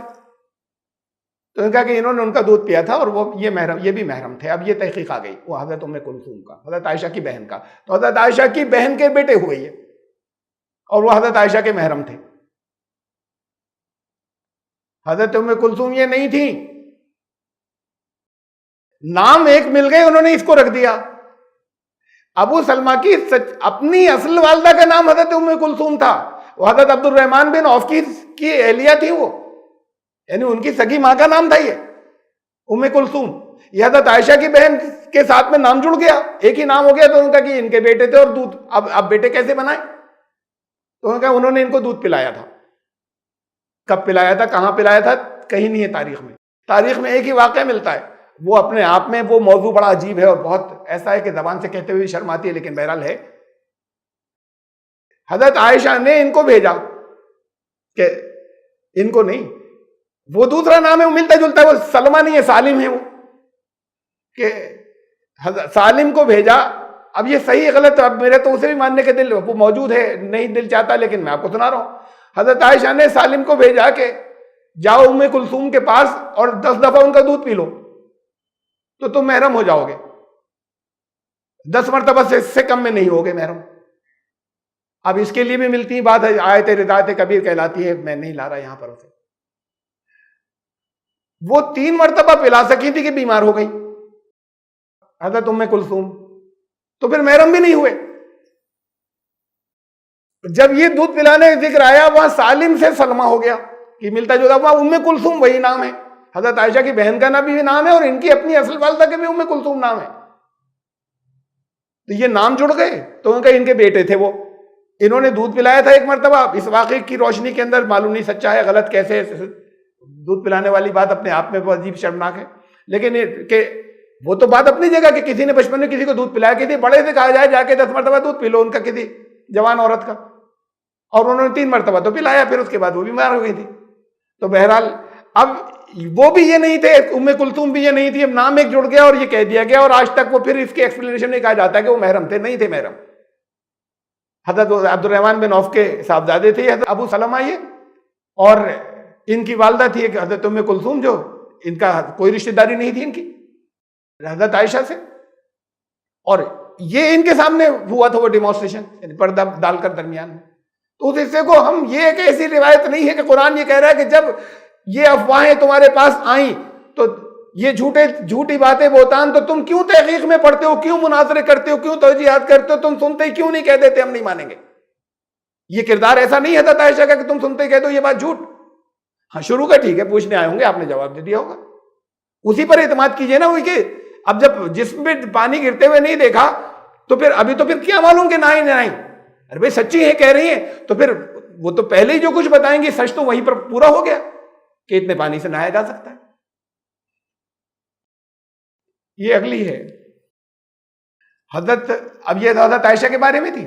میں ان سے نیچے کے کردار نہیں لا رہا کہ جن کے بارے میں آپ سنتے ہی کہتے ہیں, اب میں اس سے اوپر کے کردار لا رہا ہوں, نبی کا کردار. یہ بھی بخاری شریف کی ہے. اوپر ترجمہ نہیں ہے، میں اس کا ترجمہ آپ کو سنائے دیتا ہوں. حضرت سلیمان علیہ السلام کے حضرت ابو ہریرہ کی روایت ہے کہ ایک دن انہوں نے کہا کہ میں آج رات اپنی 100 بیویوں کے پاس جاؤں گا. اب جاؤں گا تو دراصل ویسا مطلب احتیاط کا لفظ ہے اور اس کا مفہوم معلوم ہے سب کو. اور ان سے پھر ان سے ہر ایک سے ایک لڑکا پیدا ہوگا اور وہ سب اللہ کی راہ میں یقاتلوا فی سبیل اللہ، وہ اللہ کے راستے میں سب جہاد کریں گے. ان سے فرشتے نے کہا فقال لہ الملک قل انشاءاللہ، ذرا انشاءاللہ بھی تو کہیے. اب پہلی بات تو نبی ایسی بات کہہ رہے ہیں، پھر نہیں کہہ رہے انشاءاللہ، بھول گئے ہوں گے. فرشتے نے، اب یہ بخاری شریف میں روایت ہے کہ فرشتے نے فوراً توجہ بھی دلا دی کہ انشاءاللہ تو کہیے. نہیں کہا، توجہ دلانے کے بعد نہیں کہا نبی. اور پھر ہوا یہ کہ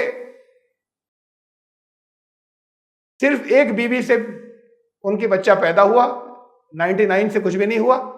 اور وہ بھی جو تھا وہ عجیب الخلقت تھا، ہاف، آدھا پونا اور معذور سا. اور دیکھا وہ بھی ایسا تھا اللہ کے راستے میں وہ جہاد کیا کرتا، اس لیے کہ یہ انشاءاللہ نہیں کہا تھا. ان کی حاجت پوری ہوتی جو کچھ انہوں نے کہا تھا، اگر انشاءاللہ کہہ دیا ہوتا رسول اللہ صلی اللہ علیہ وسلم نے پھر یہ فرمایا. اب ذرا سے یہ دیکھیے کہ ایک ہی رات میں کیا چیز ہے یہ کہ اپنی 100 بیویوں کے پاس جاؤں گا، 100 سے یہ پیدا ہوگا. فرشتہ کہہ رہا ہے کہ انشاءاللہ کہیے، انہوں نے کہا نہیں کہوں گا. نہیں کہا نہیں، لیکن اس کے بعد بھی انہوں نے کہا نہیں، کوئی جواب نہیں دے رہے، لیکن پھر بھی بھول گئے. فرشتے کے کہنے کے بعد بھی بھول گئے. اور پھر اس کا نتیجہ یہ نکلا. یہ 100 بیویوں والی بات ہی کو سننے کے بعد آپ اس طرح کی بات کہ کوئی نبی، یہ اللہ کے دین کو پھیلانے والے لوگ، یہ اس طرح کی باتیں جو ہیں یہ کردار میں یہ چیز ڈالنے کی باتیں ہیں کہ جو ان کا تو حرم ہے بہت لمبا چوڑا، اور یہ کہ مزاج ایسا ہے کہ ایک ہی رات میں کیا چیزیں ممکن ہیں کیا نہیں ہے، کیا اتنا وقت بھی ہوتا ہے ایک رات کے اندر. اب پھر یہی روایت بخاری شریف میں ہی حضرت ابو ہریرہ ہی کی زبانی، ایک جگہ ہے کہ 60 بیویاں، ایک جگہ ہے 70 بیویاں، ایک جگہ ہے 90 بیویاں، یہاں پر ہے 100 بیویاں. باقی واقعہ سیم ہے. ہم نبی کے سلسلے میں، کسی پیغمبر کے سلسلے میں سنتے ہی کیوں نہیں کہتے کہ یہ جھوٹ؟ اب یہ کردار حضرت عائشہ سے اوپر آ رہے ہیں ایک پیغمبر کے سلسلے میں کہ یہ مزاج، پھر یہ کہ یہ واقعہ اپنے آپ میں ناممکن، 100 بیویوں کے ساتھ میں رات کو جانے کے بعد صحبت کرنا. اور پھر ان کا یہ ایک ایسا، یہ تو ایسا ہوتا ہے کہ بوسٹنگ، میں یہ کروں گا تو یہ ہو جائے گا، پھر توجہ دلائی جا رہی ہے کہ انشاءاللہ کہیے، اور پھر اس کے بعد بھی ان کو یاد نہیں رہ رہا کہ میں کہہ دوں. ہم ماننے کو نہیں تیار ہیں غلط. ہم نہیں دیکھ رہے کہ سند کیا ہے، کیا ہوا تھا کیا نہیں ہوا تھا. قرآن کہہ رہا ہے یہ بات ہم سے، یہ ہم اپنی سمجھ سے نہیں کہہ رہے کہ تمہارے پاس جب یہ بات آئی اور اس طرح کی افواہیں آئیں، اس طرح کی بیہودہ باتیں آئیں، تو سنتے ہی کیوں نہیں کہہ دیا کہ یہ سب جھوٹ ہے؟ تم کیوں تحقیق کے چکر میں پڑتے ہو؟ اس پہ کیوں مناظرے ہوں؟ اس پہ کیوں توجیہات پیش کی جائیں؟ اگلا حضرت موسیٰ علیہ السلام کا. حضرت موسیٰ علیہ السلام، میں ایک ایک لفظ کا ترجمہ نہیں کر رہا. حضرت موسیٰ علیہ السلام جو ہیں وہ حضرت ابو ہریرہ کی روایت ہے یہ بھی کہ ایک شخص نے بنی اسرائیل میں سے کہا کہ ان کی تو باڈی میں، جسم میں اسکن ڈیزیز ہے، کوئی بیماری ہے، اس لیے کہ نہاتے نہیں سب کے ساتھ میں. حمام ہوتے تھے جس میں لوگ ساتھ میں نہا لیتے تھے. وہ شرمیلے تھے بہت، حیاتی نبی تھے. ایک مرتبہ وہ نہا رہے تھے ایک پونڈ کے اندر، کپڑے سارے اتار کر پتھر پر اپنے کپڑے رکھے تھے، پتھر کپڑے لے کے بھاگ گیا ان کے. اب اسے تو چھوڑیے آپ کہ پتھر کپڑے لے کے، یہ اللہ کا قانون نہیں بدلتا کسی کے لیے کہ پتھر کپڑے لے کے بھاگ جائے، لیکن اسے چھوڑیے، کہہ دیں گے کہ بھائی پیغمبر تھے، نبی تھے، ان کے لیے ہوا تھا. ان کے پیچھے حضرت موسیٰ علیہ السلام بھاگے ننگے برہنہ پتھر سے کپڑے چھیننے کے لیے. پتھر پبلک میں سے بھاگا، یہ بھی پبلک میں پیچھے پیچھے بھاگے. لفظ پبلک نہیں ہے یہاں، یہ میں اپنی طرف سے تشریح میں لگا رہا ہوں، اس لیے کہ وہ بعض حدیث کا، اس کا یعنی حدیث کی کتابوں میں ہے تو بعض اس کا ڈیفنس کرنے والے انہوں نے مجھ سے، ان کا سب ایسا تھوڑی کہ یہ آپ نے کہاں سے کہہ دیا کہ وہ لوگوں میں سے بھاگے تھے. ہو سکتا ہے کہ وہ ایسے ہوں، کہیں جا رہے ہوں، کچھ لوگ کچھ اوپر پہاڑی پر ہوں، انہوں نے دیکھ لیا ہو، مطلب لوگوں نے دیکھ لی ان کی پوری باڈی کہ کوئی اسکن ڈیزیز نہیں ہے، اور اس لیے یہ واقعہ پیش آیا تھا. اللہ نے یہ اس لیے کیا تھا کہ تاکہ یہ معلوم ہو جائے کہ ان کے جسم میں کوئی عیب نہیں ہے. اس لیے یہ واقعہ پیش آیا تھا اللہ کی طرف سے, اس لیے پتھر کپڑے لے کے بھاگا تھا تاکہ, اور ظاہر بات ہے کہ اگر وہ پورے برہنہ نہیں ہوتے تو وہ عیب اسکن ڈیزیز بھی ان کے اس شرم کے حصوں میں کی بات تھی, یہ واقعے سے ظاہر ہے. ورنہ اللہ کی طرف سے یہ واقعہ پیش آیا تھا, وہ اس طریقے سے نہیں نہا رہے ہوتے تب بھی جسم ان کا لوگ دیکھ لیتے. اب لوگوں نے ٹھیک سے ان کو دیکھ لیا جب, اور لوگوں نے کہا نہیں ان کے تو باڈی کے اندر کوئی اسکن ڈیزیز نہیں, کوئی عیب نہیں ہے. پھر پتھر کو پکڑ لیا انہوں نے, کپڑے بھی چھینے اور اس کی پٹائی بھی کی ڈنڈے سے. وہ پتھر پہ جو دھاریاں آج دیکھتے ہیں وہ وہی ہیں جو انہوں نے پٹائی کی تھی, پتھر کو جو مارا تھا ڈنڈی سے. اس سب باتوں کو بھی چھوڑیے, مارا تھا اور وہی ہے نشانیاں, اسے بھی چھوڑیے. جنت میں حضرت آدم اور ان کی اہلیہ زوجہ, ان کی زوجہ صرف یہ دو ہیں, انسانوں میں سے کوئی دوسرا نہیں ہے. فرشتے وہاں پر ایک کسی ان کی بے احتیاطی سے, ان کے شیطان کے بہکانے سے ایسا ہوا کہ ان کے سطر ایک دوسرے پر کھل گئے. تو وہ اتنے گھبرائے اور اتنے یہ بنیادی بیسک انسان کے ٹریٹس میں شرم و حیا کہ وہ جلدی سے اپنے جسم کو دونوں وہاں کے پتوں سے چھپانے لگے ایک دوسرے سے. وائف ہیں, ہسبینڈ ہیں, اللہ نے انہوں ان کے لیے پیدا کیا ہے, ان کے ساتھ کر دیا ہے. اب جیسے ہی ایک دوسرے کے سامنے وہ نیکڈ یا برہنہ ہو گئے تو فوراً انہوں نے کوشش, وہاں پہ اور کچھ نہیں ہے تو وہ درخت پیڑوں کے پتے لے کے اپنے آپ کو کنسیل کرنے لگے, اپنی برہنگی, اپنا ننگا پن چھپانے لگے. یہ تو فطری شرم و حیا ہے کہ جہاں بالکل کوئی اور نہیں ہے. میرے ساتھ خود کوئی ایسا واقعہ پیش آئے, بندر لے کے بھاگ سکتا ہے, پتھر میرے کپڑے لے کے تو نہیں بھاگے گا. اگر میں ایسے کہیں نہا رہا ہوں تو, اور اس کا پیچھا نہیں کر سکتا, میں پیچھا کروں گا بھی نہیں. اگر وہ پبلک کی طرف بھاگ رہا ہے, میں بھی یہ سوچوں گا کچھ مل جائے, کیسے کور, کوئی اخبار پڑا مل جائے کہیں بڑے پیڑوں کا, اور اس سے کسی ایسی جگہ چپکے سے چھپ کر چلے جائیں کہ جہاں کچھ کپڑے پھر کسی سے مانگ لیں, کسی کے گھر میں اتنا تو کنسیل کر کے پھر اس کے بعد کپڑے وڑے پہن کے گھر جائیں. ننگا تو نہیں بھاگوں گا اس سے چھیننے کے لیے. یہ عام آدمی کا کردار نہیں ہے بھائی. نبی کو اس سے بھی آپ نیچے لے گئے کہ کچھ نہیں سوچا انہوں نے اس کے پیچھے.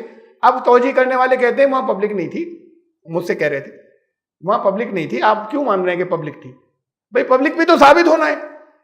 اس میں یہ کہا گیا کہ پھر لوگوں نے دیکھ لیا ٹھیک سے, تو لوگوں میں سے نہیں بھاگے تو کیسے دیکھ لیا؟ کیونکہ وہ کچھ لوگ ایسا ہو سکتا ہے کہ آڑ میں کسی پہاڑ کی تیلے کی چوٹی ووٹی پر ہوں, وہاں سے دیکھ لیا ہوگا. حضرت موسیٰ نے انہیں نہیں دیکھا ہوگا, تو بائنوکولر لے کے بیٹھے ہوں گے وہ, تب تو دیکھ سکتے ہیں بھاگتے کو بہت ڈیٹیل کے ساتھ میں کہ کوئی کسی طرح کا کوئی عیب نہیں.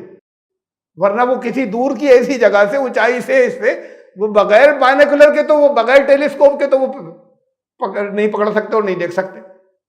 ایسے یعنی اس کو غلط نہیں مان سکتے اس لیے کہ وہاں درج ہو گیا ہے. وہ پیغمبر کا کردار چاہے جیسا ہو جائے,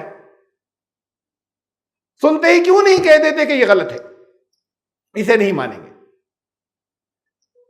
بہت خدمت کی انہوں نے, بہت محنت کی, محدثین حضرات نے ہمیں اپنی زندگی کے لیے بہت رہنمائی وہاں سے ملتی ہے. لیکن وہاں پر انسان تھے, ایسی چیزیں, اور پھر بہت سے نسخے تھے جو وہاں پر لکھے گئے تھے, جو ان کے شاگردوں نے لکھے تھے. اس میں سب نسخے ایک جیسے نہیں تھے. بعد میں بعض چیزیں زیادہ تھیں جو ان کے شاگردوں نے لکھ لی تھے, بعد میں بعض کم تھی. پھر یہی حالت بات کو بھی ہوگی, کچھ اور بھی سازشیوں نے کچھ اس کے اندر ایڈ کر دیا ہوگا, ان سے بھی ہو سکتی ہے کہیں غلطی ہو گئی ہو. خالی سند چیک کی, میں نے آپ کو پیچھے مثال بھی دی تھی کہ اسناد چیک کر رہے ہیں, چین آف نریشنز, یہ کیا ہے اس پر اتنا غور نہیں کر رہے, یہ کہا کیا جا رہا ہے, کتنی سیریس بات ہے. کم از کم ہمیں کرنا چاہیے. قرآن نے ہم سے کہا کہ تم نے سنتے ہی کیوں نہیں کہہ دیا کہ نہیں مانیں گے ہم. دیکھ رہے ہو کہ شخصیت کیا ہے, ان کے ساتھ میں یہ چیزیں جڑ جائیں گی. جب حضرت عائشہ کی شخصیت کے بارے میں اللہ نے یہ کہہ دیا, تو آپ ایک نبی کی شخصیت کے بارے میں نہیں کہیں گے کہ اسے نہیں مانیں گے ہم احکامات پہ عمل کریں گے, جیسے ہمیں نماز سکھائے گی, جیسے ہمیں اور چیزیں, جیسے رسول اللہ صلی اللہ علیہ وسلم کے پاس سے ہمارے پاس بہت سی چیزیں آئیں, لیکن ایسی چیزیں درمیان میں آئیں گی. بعض وہ آئیں گی جس پر ہم تحقیق کریں گے, بعض وہ آئیں گے جس پر تحقیق بھی نہیں کریں گے, اس سے پہلے کہہ دیں گے کہ ہم نہیں مانتے. یہ بھی حکم قرآن کا ہی ہے. پھر کہاں آئے گا زندگی کے اندر, انہی چیزوں میں تو آئے گا. یہ چلی آ رہی ہمارے پاس, اس کی وجہ سے بہت دین کے اندر بہت سی دقتیں پیدا ہو گئیں. ایک اور مثال میں 3-4 مہینے لگا, یہ سب اسی درجے کی بارے ہیں. حضرت انس بن مالک, حضرت قتادہ جو ہیں, وہ روایت کر رہے ہیں حضرت انس بن مالک سے کہ رسول اللہ صلی اللہ علیہ وسلم ایک ہی رات یا ایک ہی دن میں کہ ایک ہی وقت میں گیپ دے کر نہیں، ایک ہی رات یا ایک ہی دن کہ ایک ہی گھڑی کا مطلب کنٹینوس لگاتار ایک ہی وقت میں اس میں اپنی ساری وائفز کے پاس ہو لیتے تھے، اور ان کی تعداد تھی 11، وہن 11۔ اس پر انہوں نے تعجب سے کہا، قالا قلت لانس، حضرت انس سے کہا حضرت قتادہ نے، او کانا یطیقہ، ان میں اتنی طاقت تھی، یعنی اب یہ ان کے پاس ہو لیتے تھے کہ بعض جگہ بعض نے کہا ہے، کہہ رہے بھائی کہاں یہ تھوڑی کہا ہے ان کے ساتھ میں مباشرت کرتے تھے، نہیں آگے سوال جو آ رہا ہے اس سے سمجھ لیں آپ، اتنی تھی ان میں طاقت۔ قال کنا نتحدث انه اعطي قوت 30، ہم لوگ آپس میں یہ باتیں کیا کرتے تھے کہ ان میں تو 30 آدمیوں کی قوت ہے۔ قال کنا نتحدث، ہاں، وقال سعید بن قتادہ، یہی روایت ایک اور حضرت یہاں پہ یہ امام بخاری نے یہ نیچے اس کے لکھ دیا ہے کہ ایک اور جگہ ہے، اور وہاں پر یہی روایت جو حضرت قتادہ سے حضرت سعید نے کی ہے، وہاں پر انہوں نے کہا کہ نہیں ہم 11 نہیں 9 بیویوں کی بات کرتے تھے، چلیے 11 نہیں 9 ہوں گی، یہاں پر اس جگہ 11 آئی ہیں کہ ایک ہی رات کی میں کنٹینوس، اور یہاں اور اس کو اس جگہ پر لائے ہیں کہ امام بخاری بھی جس باب میں لائے ہیں، جس چیپٹر میں، وہاں یہ ہے کہ ایک ہی غسل سے کئی وائفز کے پاس جا سکتے ہیں یا نہیں، یعنی درمیان میں غسل کیے بغیر وہ ایسا کرتے تھے۔ ارے ان کی راتیں گزرتی تھی تہجد کے اندر، یہ کوئی 1 گھنٹے کی بات ہے 11 یا 9 بیویوں کے پاس جانا اور ان سے مباشرت کرنا، ان سے ہم بستر ہونا۔ رات بھر تہجد پڑھتے تھے، تہجد فرض تھی ان کے اوپر، ان کے پاؤں میں ورم آ جایا کرتا تھا، کبھی کبھی اپنی اہلیہ ان کو بھی اٹھاتے تھے کہ تم بھی پڑھو۔ اب یہ چیز جو درمیان میں آ رہی ہے کہ کیا کرتے تھے، کبھی ایک دفعہ نہیں ہوا بلکہ اکثر ایسا کرتے تھے، الفاظ ایسے ہیں یہ الفاظ جو ہے یہ نہیں کہ ایک مرتبہ کیا، بلکہ کان النبی، یہ ہوتا ہے کہ ایسا ہوتا رہتا تھا، ایسا کرتے رہتے تھے۔ اب یہ چیز جو درمیان میں آ رہی ہے، اور پھر ساتھ میں اور عام آدمی کے لیے تو بڑی تعریف کی بات ہے کہ نہیں بڑی مردانگی تھی، وہ تو 30 لوگوں کے برابر تھی مردانگی ان کے اندر۔ آج چاروں طرف ان کی نبی کریم صلی اللہ علیہ وسلم کی ازواج کو لے کے کتنی جو دشمن ہیں طرح طرح کی بےہودہ باتیں کرتے ہیں کہ صاحب اتنی بیویاں اتنی بیویاں اتنی بیویاں، اس کا جواب کیا دیا جاتا ہے؟ وہ ان کی پولیٹیکل نیڈ تھی، اللہ نے اس لیے ان کے اوپر آسانی رکھی تھی، سیاسی ضرورت تھی، وہ ان کی سماجی ضرورت تھی، اللہ نے نبی کے لیے اس لیے سہولت رکھی تھی۔ 50 سال کی عمر تک تو ایک ان اہلیہ کے پاس رہے کہ جو ان سے عمر میں بہت بڑی تھی اور ڈیورسی تھی، مطلقہ تھی، تب کبھی انہوں نے یہ نہیں سوچا کہ کسی اور کے ساتھ نہ نکاح کریں۔ اس کے بعد پھر مدینے کی زندگی کے اندر یہ ضرورتیں پیش آتی چلی گئیں، مختلف قبیلوں سے اختلاف جو ہوتے تھے یا جنگیں ہوتی تھی، اس کی وجہ سے کہ تعلقات قائم کریں، وقت کہاں تھا۔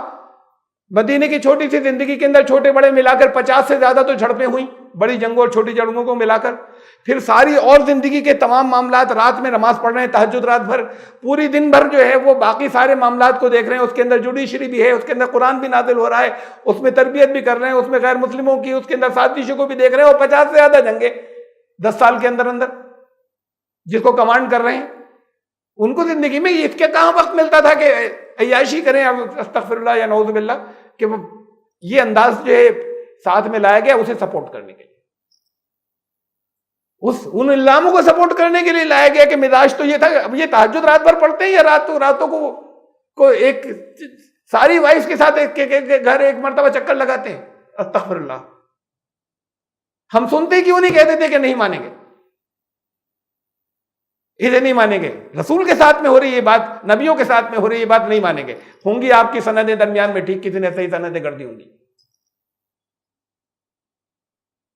اور پھر یہ میں نے مثال آخری رکھی ہے، بہت ہیں، اور پھر بات یہ کہ اصولی بات آ گئی آپ کے سامنے، اس طرح کی ہر ایک کے ساتھ نہیں کریں گے آپ، لیکن جہاں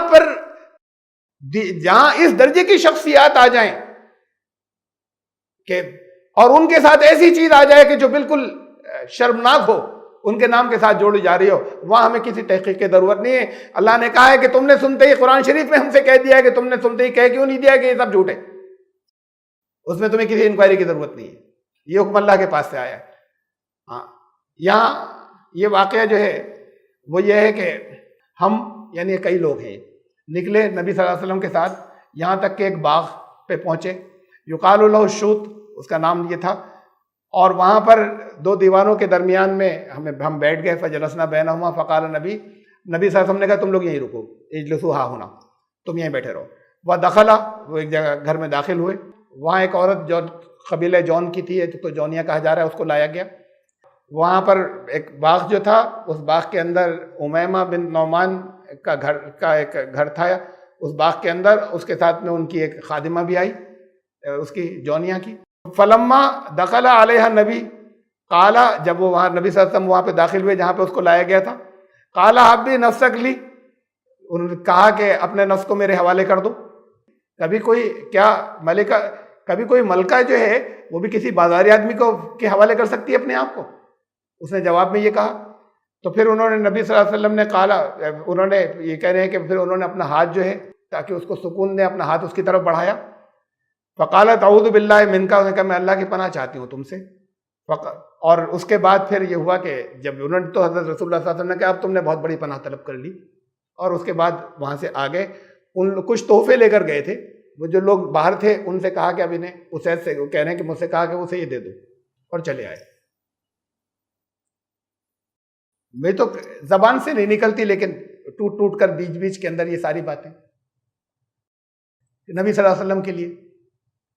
اب یہ بھی ساتھ میں چونکہ اتنی سیریس ہے نا، تو ساتھ میں ایک آدھ ذرا سا ہلکا کہ اتنے کو کون مانے گا، تو ایک ساتھ میں اس سے اگلی روایت کے اندر یہ بھی ہو گیا کہ یہ لکھ دیا گیا کہ ان سے نکاح تھا، ان کی بیوی تھی یہ جونیہ، رسول اللہ صلی اللہ علیہ وسلم کی ازواج میں۔ آپ نے کبھی نام سنا ہے زوجہ میں سے ایک یہ بھی؟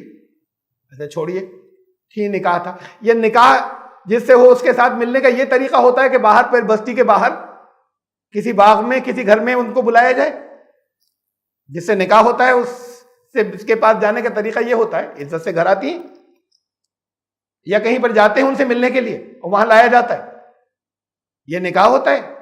نکاح کب ہوتا ہے؟ باہمی رضامندی سے ہوتا ہے، ایک طرفہ نہیں ہوتا۔ پھر یہاں الفاظ یہ کہ جا کر کہا کہ اپنا نفس میرے حوالے کر دو، تو نکاح تو ہوا ہی تب ہے جب وہ رضامندی ظاہر کر چکی ہیں، اس سے پہلے نکاح ہی نہیں ہوگا۔ زوجہ کہاں سے ہوئی؟ یہ تو سب لیپا پوتی کرنے کے لیے ایک چیز اور بڑھا دی گئی ہے کہ اپنا نفس میرے حوالے کر دو، جا کر اس سے یہ کہا، جواب کیا دیا؟ اتنی بےہودہ شرمناک بات ہے۔ اس نے کہا کوئی ملکہ کہیں بازاری آدمی کے حوالے کر سکتی ہے اپنے آپ؟ رسول اللہ صلی اللہ علیہ وسلم کو بازاری کٹر سے کٹر دشمن نہیں کہہ سکتا تھا، خاندان کے اعتبار سے نہیں کہہ سکتا تھا، سب سے اونچے خاندان کے تھے، اسٹیٹس کے اعتبار سے مدینے کی بات ہے، مکے میں کوئی کچھ کہہ دے تو کہہ دے، مکے میں بھی نہیں کہہ سکتا تھا، اس کے تھے جو وہاں کے سردار تھے ان کے گھرانے کے تھے، لیکن مکے میں غریب تو تھے، مدینے میں تو یہ کہ ان کی منہ سے نکلا وہ ہر لفظ قانون بن جاتا تھا، ان کی آنکھ کے اشارے پر لوگ عمل کرتے تھے، شہنشاہ تھے، شہنشاہوں کے بات پہ بھی ایسے عمل نہیں ہوتا ہوگا جو ان کا رتبہ تھا۔ تو اسٹیٹس کے اعتبار سے بھی یہ ہیں اور خاندان کے اعتبار سے بھی ہیں، کون بازاری لفظ کیسے کہہ دے گا؟ کوئی کتنے ناراض ہو، کوئی کتنے دشمن ہو پڑا، یہ تو نہیں کہہ سکتا کہ کوئی ملکہ اپنے آپ کو کسی بازاری کے حوالے کر دے گی۔ اب کہتے ہیں توجیہ کرتے ہیں وہ جانتی نہیں تھی ان کو، نبی کو کوئی نہیں جانتا تھا اس بستی میں، کہہ رہے ہیں اس نے یہ کہا کہ میں اللہ کی پناہ چاہتی ہوں، تو ایمان والی ہے، اور ظاہر ہے جب یہ نکاح بھی ہوا ہے، جب نکاح کی آپ بات کر رہے ہیں تو ایمان والی نبی کو نہیں جانتی وہاں، کہ ان کو جانتی نہیں تھی وہ، اس لیے ایسا ہو گیا۔ جانتی نہیں تھی تب بھی نہیں ہو سکتا تھا، چلیے تب تو یہ جملہ اگر نہیں جانتی تھی تو یہ جملہ بول دیا، ایسا کوئی ہو ہی نہیں سکتا تھا جو نہیں جانتی ہو۔ نکاح کے وقت بتایا نہیں گیا تھا کس کے ساتھ تمہارا نکاح ہو رہا ہے، کہ جانتی نہیں تھی، یہ تو کہہ رہے ہیں کہ زوجہ تھی، تو نکاح کے وقت نہیں بتایا گیا تھا کہ کس سے نکاح ہو رہا ہے، کہ جانتی نہیں تھی وہ۔ اچھا یہ جملہ نہیں بولتی، لیکن سوال یہ کہ نکاح کے لیے اس جگہ پر جانا، بستی کے باہر لوگوں کو پیچھے چھوڑنا، کچھ تحفے لے کر گئے تھے وقتی کچھ دینے کے لیے، اور پھر اس نے جب یہ کہا کہ میں اللہ کی پناہ چاہتی ہوں، تو پھر اس سے کہا کہ اب تم نے بہت بڑی پناہ طلب کر لی، اور پھر آ گئے۔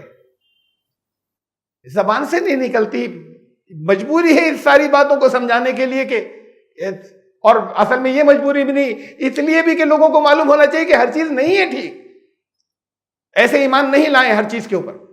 اب اس کی بھی توجہ ہوتی کہ نہیں سچا تھا، وہ یہ تھا، وہ تو جانتی نہیں تھی انہیں، وہ تو نکاح ہو چکا تھا اس سے. یہ سب چلتی ہیں ساتھ میں باتیں. سنتے ہی کیوں نہیں کہہ سکتے نہیں مانیں گے جھوٹ؟